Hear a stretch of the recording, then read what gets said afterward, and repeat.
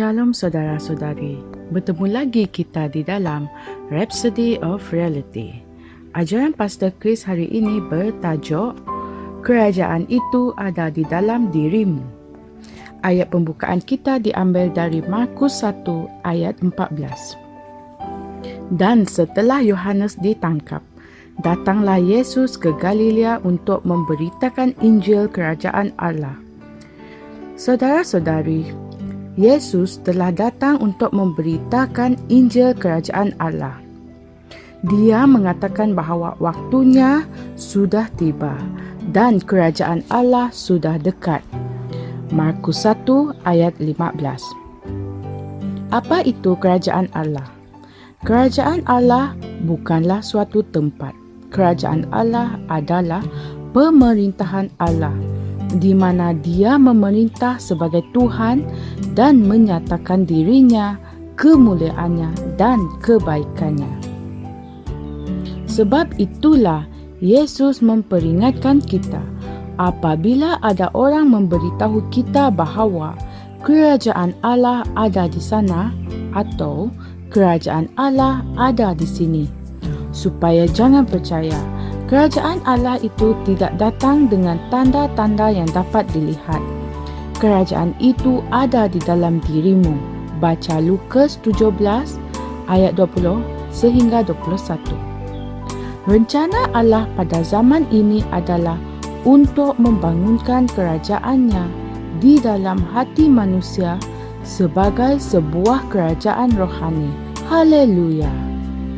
Saudara-saudari, ingatlah ketika Yesus dibawa ke hadapan Pilatus dalam Yohanes 18 ayat 36 sehingga 37.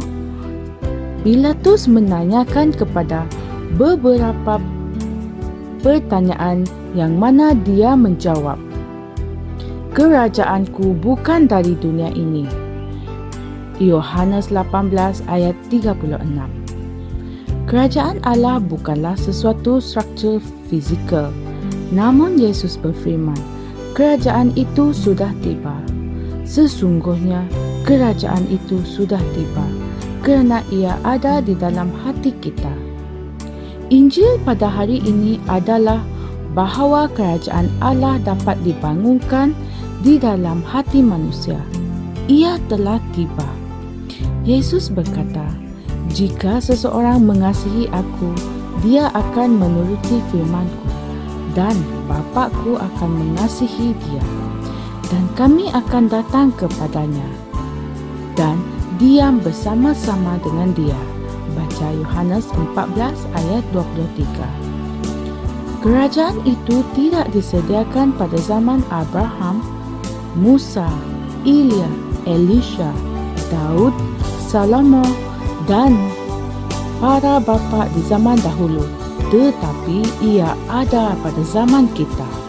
Saudara-saudari, apabila Yesus datang, dia telah membawa kerajaan itu di dalam dirinya.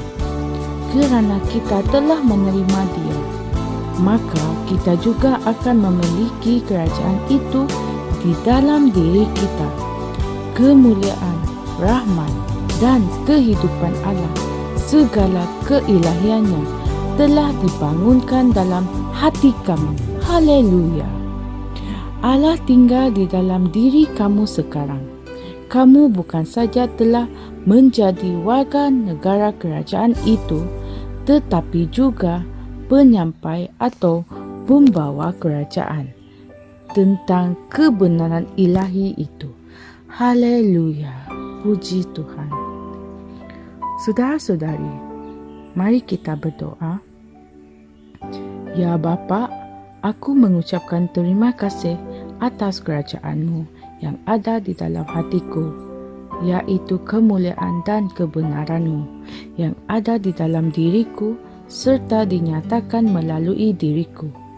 Kerajaan-Mu berkuasa dan ia dibangunkan di bumi dan di dalam hati manusia ketika Injil diberitakan di seluruh dunia hari ini. Dalam nama Yesus. Amin. Renungan tambahan kita diambil dari Kolose 1 ayat 27 dan 2 Korintus 4 ayat 6 hingga 7. Sekian perkongsian saya pada hari ini, sehingga kita bertemu lagi pada hari yang lain. Kami percaya saudara-saudari semua telah diberkati dengan perkongsian firman dari Rhapsody Reality. Bagi sesiapa yang ingin menjadikan Yesus Kristus sebagai Tuhan dalam kehidupanmu, kamu boleh mengucapkan doa ini bersama dengan saya. Ya Tuhan Allah, aku mempercayai Yesus Kristus, Anak Allah yang hidup dengan sepenuh hatiku. Aku percaya Dia telah mati untukku, dan Allah telah membangkitkan Dia dari kematian. Aku percaya Dia hidup hari ini. Aku mengaku dengan mulutku bahwa Yesus Kristus adalah Tuhan dalam hidupku mulai dari hari ini. Melalui Dia dan di dalam nama-Nya, aku mempunyai kehidupan yang kekal. Aku telah dilahirkan semula. Terima kasih Allah kerana menyelamatkan jiwaku. Aku sekarang adalah anak Allah. Haleluya. Tanya, sekarang kamu telah menjadi anak Allah. Untuk apa-apa sebarang pertanyaan atau untuk mendapatkan lebih banyak maklumat mengenai bagaimana untuk bertumbuh sebagai seorang Kristian, anda semua boleh hantar mesej di akaun Facebook kami atau email kami di tni.msia@gmail.com. Sekali lagi, tni.msia@gmail.com.